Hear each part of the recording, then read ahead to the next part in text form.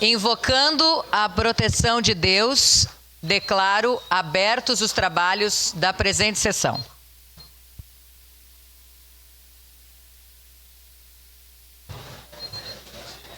Informamos que nos termos da resolução de mesa número 1164/A, de 8 de março de 2023, fica assegurada a participação remota das vereadoras e vereadores.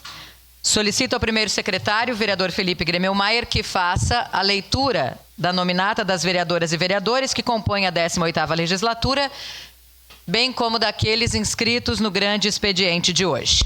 Pois não, senhora presidente. Vereadora Marisol Santos, mesa diretora Adriano Bressan, Renato Oliveira, Felipe Gremelmaier e Zé D'Ambrossi.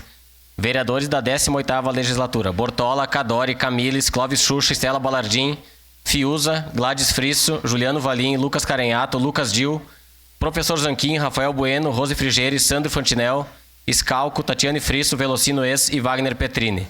Vereadores inscritos do grande expediente: vereador Rafael Bueno, vereador Adriano Bressan, vereador Lucas Dil, vereador Zé D'Ambrossi e vereadora Marisol Santos. Era isso, senhora presidente.